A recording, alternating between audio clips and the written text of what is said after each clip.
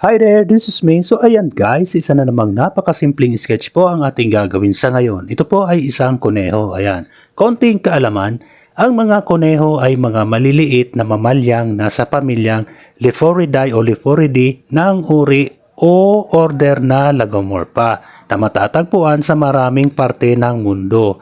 May 7 magkakaibang hinera sa pamilya nito at tinatawag na mga kuneho, kabilang na ang kunehong Europeano, kunehong buntot bulak at ang kunehong amami. Isang mimiligrong espesye sa Amami Oshima, Hapon. May iba pang mga espesye ng kunehong bumubuo sa order na Lagomorpha na kabilang ang mga buntot bulak, mga pika at mga tinatawag na liebre sa wikang Ingles.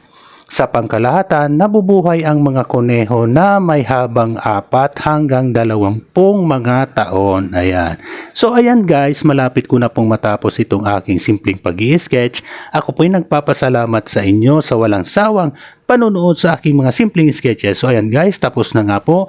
Maraming salamat po. Hanggang sa muli. Diyos mabalos sa Indogabos. Bye-bye!